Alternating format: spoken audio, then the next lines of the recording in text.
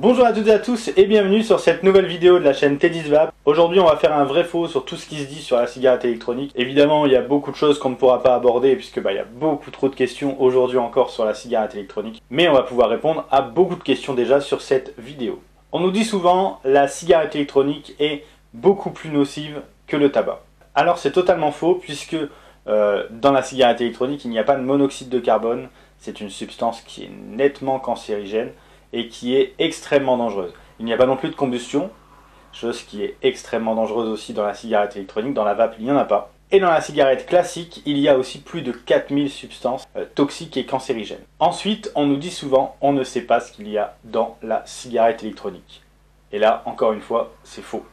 C'est faux puisque aujourd'hui, le fonctionnement d'une cigarette électronique, c'est on a une batterie qui fait fonctionner une résistance, on appuie, ça chauffe, donc ça ne brûle pas, il n'y a pas de combustion, c'est une chauffe. Et le liquide qui se trouve justement dans ce réservoir se transforme en vapeur. Ensuite, concernant le e-liquide est composé en majeure partie de propylène-glycol et de glycérine végétale.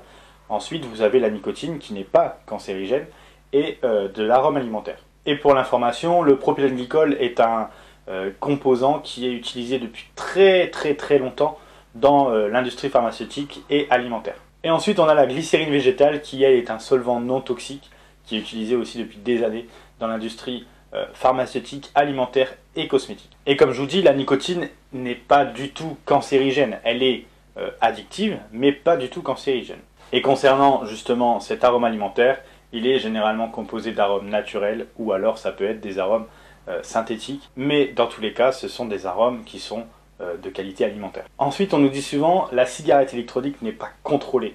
Alors c'est faux également, puisque depuis 2016 la directive sur les produits du tabac transposée en droit français par l'ordonnance du 19 mai 2016 va fixer un cadre extrêmement strict sur les produits du vapotage. Elle va encadrer notamment les produits qui sont nicotinés, les limitant à 10 ml et à 20 mg de nicotine, et elle oblige également les fabricants à produire une notice d'utilisation et également des mentions légales et obligatoires. La directive a également mis en place une surveillance accrue des liquides nicotinés, où on oblige les fabricants à nicotiner 6 mois avant la mise sur le marché leur e-liquide. En France, c'est l'ANSES qui est chargé de collecter et de contrôler et analyser du coup toutes ces informations. Ensuite on vient nous voir en nous disant la nicotine est cancérigène. Et bien comme je vous l'ai dit juste avant, la nicotine n'est pas cancérigène, elle est présente naturellement dans le tabac et elle ne fait pas partie des substances cancérigènes et toxiques, c'est juste une substance addictive, rien de plus, elle n'est pas dangereuse pour la santé. Et là l'erreur que tout le monde fait, c'est de confondre addiction et toxicité, tout simplement. La cigarette électronique rend dépendant. Pour le coup, c'est vrai. Si vous vapez des produits nicotinés, la nicotine étant une substance fortement addictive, vous allez forcément être dépendant à l'usage de la cigarette électronique. Ensuite, c'est un oui et un non, puisque du coup, vous pouvez également vaper du sans nicotine.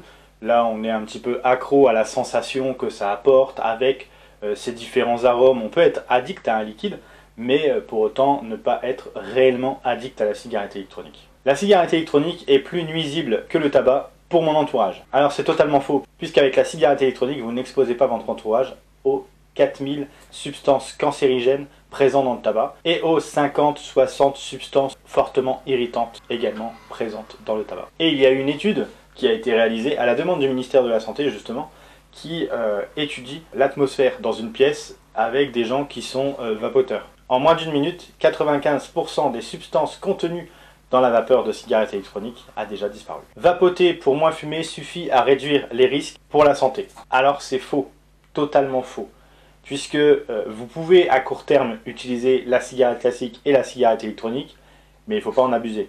Généralement c'est même conseillé de faire une jonction un peu hybride où on utilise la clope et la cigarette électronique, mais il ne faut pas en abuser, puisque tant que vous n'aurez pas éradiqué la clope, en fait, vous aurez toujours ces risques de cancer, d'AVC, de crise cardiaque, etc., etc. Vapoter crée des effets indésirables.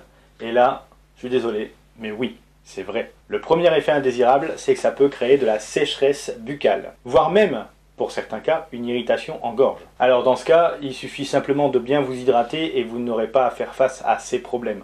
Généralement, vous avez cette sécheresse buccale et ces maux de gorge quand vous avez une mauvaise hydratation tout simplement. Ensuite, un liquide trop dosé en nicotine peut vous créer des maux de tête, des nausées et parfois même des vertiges.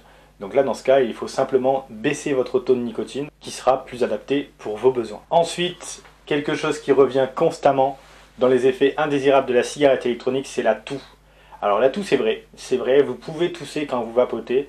Ça peut être dû à la nicotine qui est beaucoup trop dosée et qui vient vous irriter la gorge. Un produit trop irritant aussi. Faites très attention aux liquides que vous achetez, testez-les avant et voyez un petit peu ensuite ce que ça donne. Et ensuite, il faut savoir que vous allez forcément tousser si vous passez de la cigarette à la cigarette électronique. Tous les dégâts générés par le tabac vont s'estomper avec le temps. Donc avec la cigarette électronique, vous allez forcément plus vite les ressentir puisque la vapeur va passer sur ces dégâts qui ont été causés par le tabac.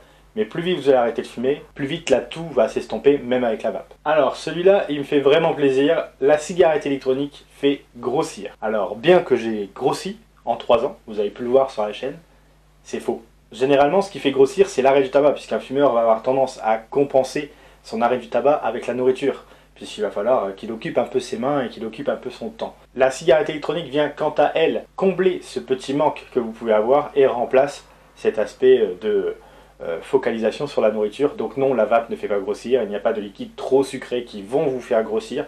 La vape ne vous fera pas grossir, tout simplement. La vape fait jaunir les dents. Alors la réponse est faux, évidemment, puisque la vape ne comporte pas de goudron. C'est l'agent responsable du jaunissement de vos dents quand vous êtes fumeur, le goudron. Donc non, comme la vape ne contient pas de goudron, il n'y a aucun risque que vos dents jaunissent avec la cigarette électronique. On peut être allergique à la cigarette électronique. Oui, et dans 2 cas, c'est possible. Si vous êtes allergique à certains métaux, le nickel par exemple, vous pouvez avoir des réactions allergiques au niveau de la bouche ou de vos mains. Dans ce cas, il faut juste faire attention au matériel que vous achetez. Et dans ce cas, juste éviter d'acheter du matériel qui comporte du nickel par exemple. Il est également possible d'être allergique à certains arômes présents dans les liquides. Il est également et surtout possible d'être allergique au propylène glycol et à la glycérine végétale. Mais ça, je pense que vous le sauriez, puisque le propylène glycol et la glycérine végétale sont présents depuis des années dans la cosmétique, l'industrie pharmaceutique et alimentaire. La cigarette électronique est déconseillée pour les femmes enceintes. Alors, c'est vrai et faux. Pour ça, je vous invite à aller regarder une vidéo que j'ai tournée il y a quelques temps et qui est sortie sur la chaîne il y a quelques mois maintenant, sur le vapotage, le tabac et la grossesse.